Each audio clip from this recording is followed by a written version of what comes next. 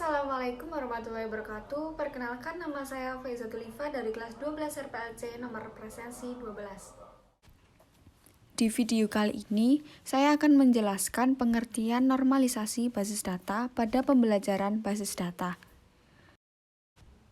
Materi yang akan saya sampaikan adalah yang pertama, pengertian normalisasi data, yang kedua, tujuan normalisasi data, yang ketiga, jenis normalisasi data, dan yang keempat, contoh penerapan normalisasi pada tabel. Apa sih normalisasi data itu? Normalisasi data adalah cara pendekatan dalam membangun desain logika basis data relasional yang tidak secara langsung berkaitan dengan model data, tetapi dengan menerapkan sejumlah aturan dan kriteria standar untuk menghasilkan struktur tabel yang normal.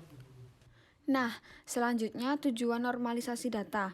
Yang pertama, menghilangkan dan mengurangi redundansi data. Yang kedua, memastikan dependensi data. Yang ketiga, optimalisasi struktur tabel. Yang keempat, mempermudah pemodifikasian data. Yang kelima, mempermudah user dalam mengakses data. Dan yang terakhir, menghindari anomali seperti insert, delete, dan juga update.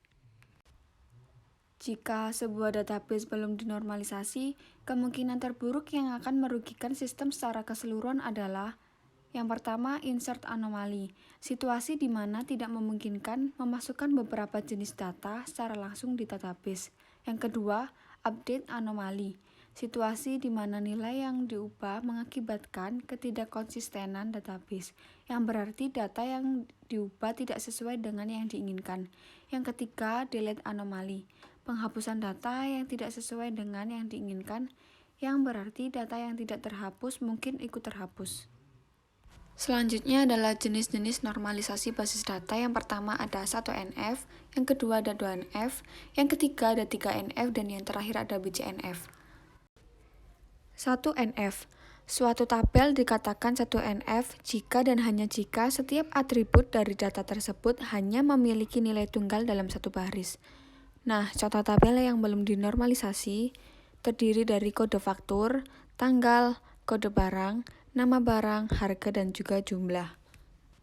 Pada tabel sebelumnya, contoh data pada tabel yang belum dinormalisasi, sehingga dapat diubah menjadi bentuk 1NF dengan cara membuat setiap baris-baris kolom dengan jumlah yang sama dan setiap kolomnya mengandung satu nilai. Inti dari normalisasi 1NF adalah tidak boleh ada duplikasi data. Selanjutnya adalah 2NF. Syarat 2NF adalah tidak diperkenankan adanya partial, fungsional dependensi, kepada primary key dalam sebuah tabel. Fungsional dependensi adalah setiap atribut yang bukan kunci bergantung secara fungsional terhadap primary key.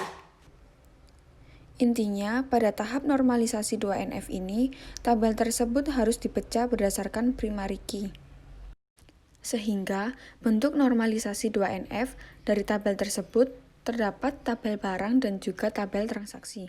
Selanjutnya adalah 3NF. Pada 3NF ini tidak diperkenankan adanya partial transitive dependency dalam sebuah tabel. Inti dari 3NF ini, jika terdapat suatu atribut yang tidak bergantung pada primary key, tapi bergantung pada field yang lain, maka atribut-atribut tersebut perlu dipisah ke tabel baru. Contohnya, ada pada atribut QTY, kolom tersebut tidak bergantung langsung pada primary key kode faktur, melainkan bergantung pada kolom kode barang. Nah, dari tabel tersebut dapat kita lihat pada tahap normalisasi 3NF menghasilkan satu tabel baru dari hasil pemecahan tabel transaksi, yaitu tabel detail barang yang isinya menampung barang-barang yang dibeli. Yang terakhir adalah BCNF. Apa itu BCNF? Suatu relasi dalam basis data harus dirancang sedemikian rupa sehingga mereka tidak memiliki ketergantungan sebagian maupun ketergantungan transitif. Sekian penjelasan normalisasi basis data dari saya. Kurang lebihnya mohon maaf. Wassalamualaikum warahmatullahi wabarakatuh.